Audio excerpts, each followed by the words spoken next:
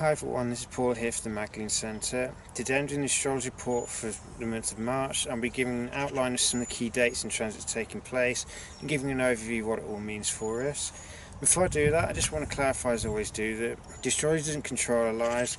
It helps to give us a context for what's unfolding around us. It also helps us to understand what are the key opportunities for growth present to us at this time, what are the key areas for us to be working on if we want to maximise our growth and empower ourselves the most, and it helps us to understand how we can move more smoothly with the natural flow of events rather than trying to force things to happen outside the natural timing. But for anything to actually change, it requires that we participate in the process, we take action, and we take responsibility for our actions, and we seek to make the most of situations. We don't resort to blame when things don't work out the way we want them to. Now, in terms of the astrology for March, this is the month of tying up loose ends before initiating new beginnings. So this is symbolised by the sun's transit through firstly Pisces, which is the last sign of the zodiac, and then at the spring equinox it's into Aries, which is the first sign, which is all about taking action, initiating new beginnings. So the key thing for us to be working on for the first part of March is letting go of the old. It's it's recognising where we have attachments to things which no longer belong in our lives and are inappropriate for who we are now, or the area or the kind of growth we want to be achieving in the next astrological year. And we have to then let go of the attachments and surrender them in order to make space for new beginnings, because the thing is, you can't build a brand new project if the space needed for it is already occupied by something that's old and breaking down. We have to clear out the space first and strip away anything that doesn't belong anymore before we can create the new projects. So this is the main task of Pisces.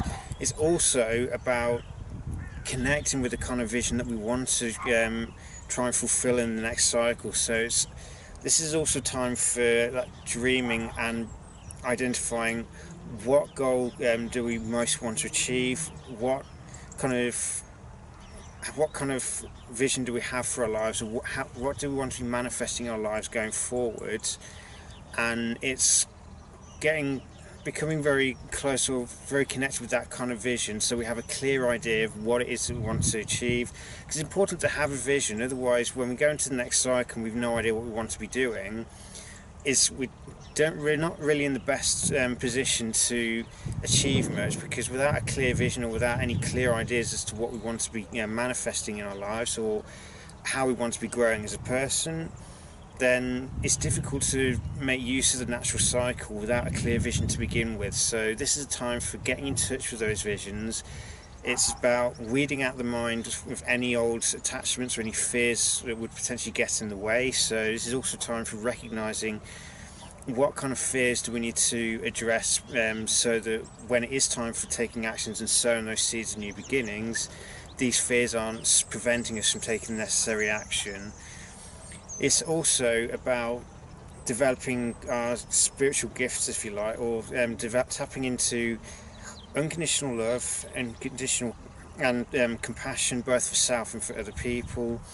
And it's about letting go of the attachments that keep us trying to love people in a conditional way.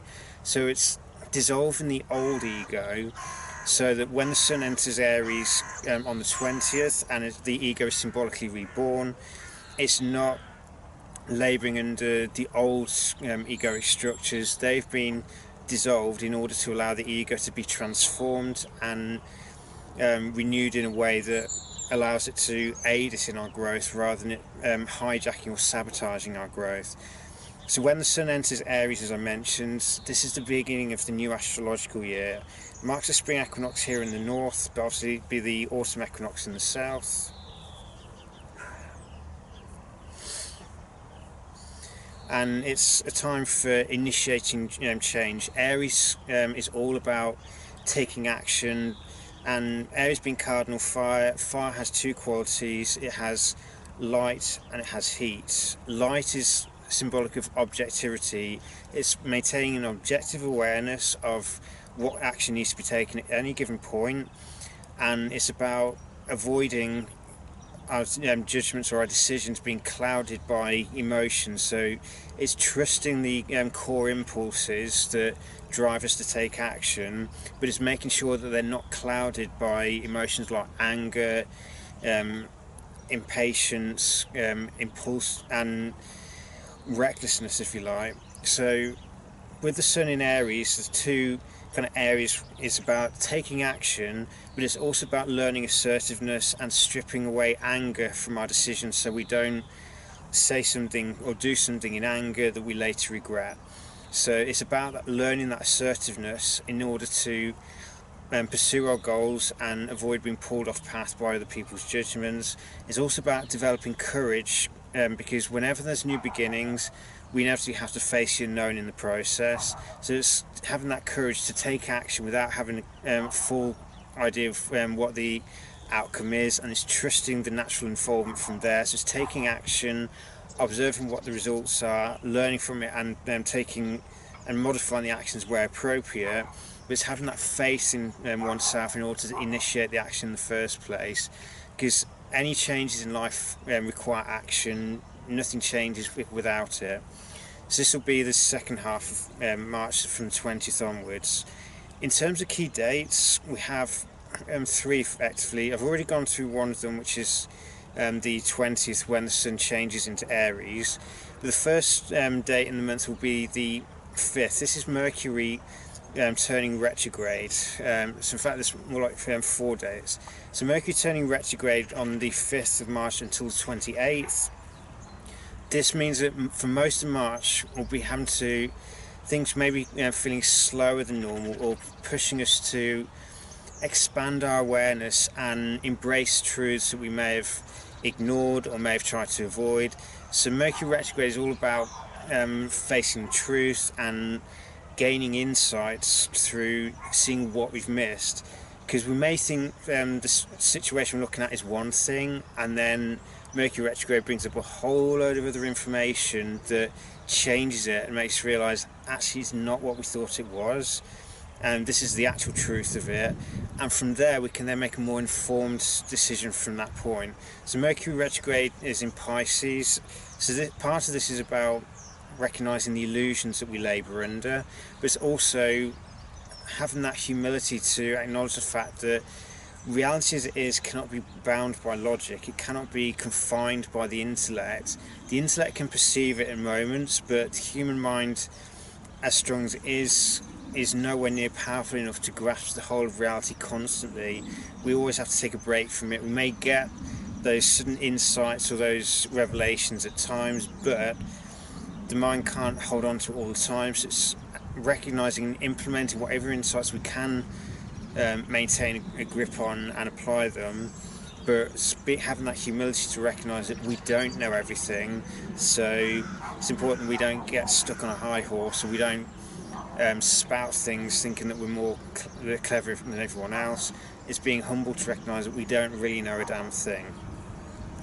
On the 6th, we have a new moon in Pisces, which gives us an opportunity to set new intentions in areas like spiritual practice, whether it's be embracing, could be yoga, could be martial arts that emphasise connection with spirit, it could be meditation, or it could be any form of practice that brings us close to spirit.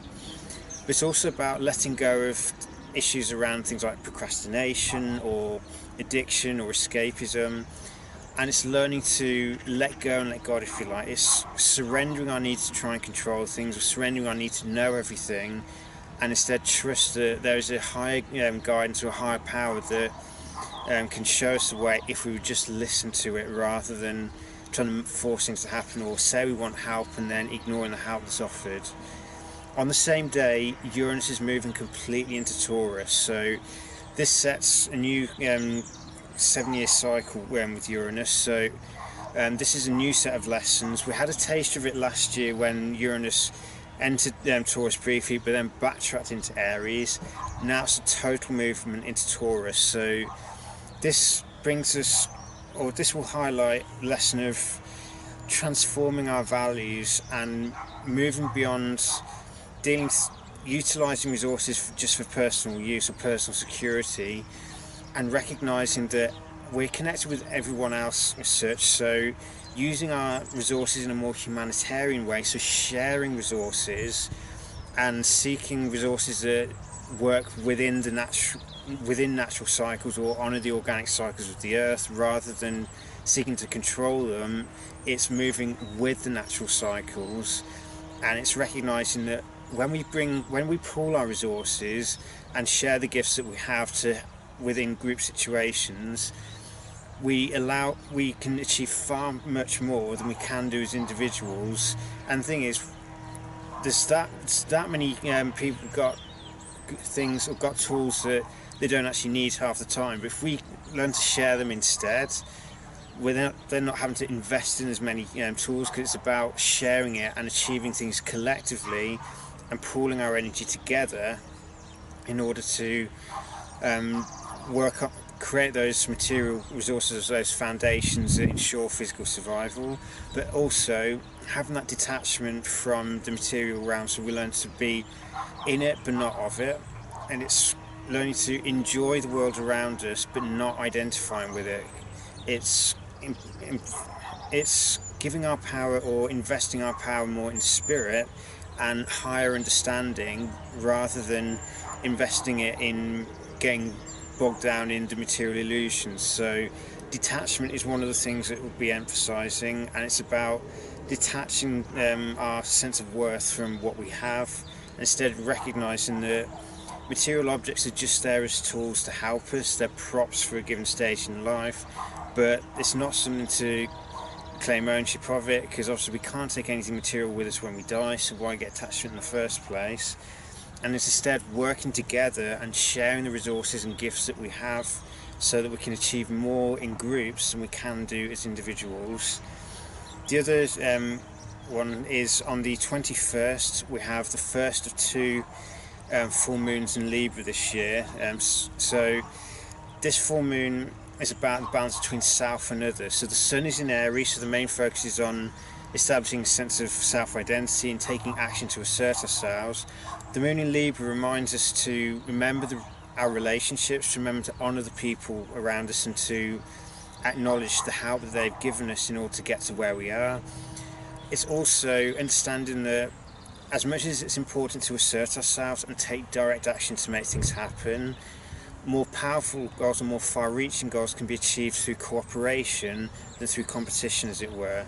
So the more we can learn to cooperate rather than competing for the same resources, and sharing them in a goal that allows both people to achieve their goals and allows both parties to grow, we achieve far much more. And it's through cooperation that we can do more with less.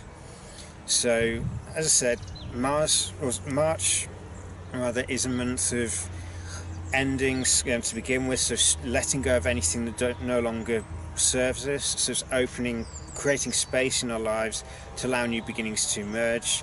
And then when the sun enters Aries, this is when it's time to really take action. So it's important that we have that vision or those goals set firmly in our minds, so that they act as that guidance that keeps us focused on what's necessary, rather than being distracted by anything else that isn't actually serving us. So it's a month of getting clear on what we want to achieve, and then taking the action necessary when the new astrological year starts. So may March bring you much release and also much growth and optimism for the future, and may also be a time for freeing ourselves of attachments and having that courage to take action, even if we fear change or fear or not comfortable making changes. May we have the confidence and the courage to do so. So may March bring you many blessings. Take care.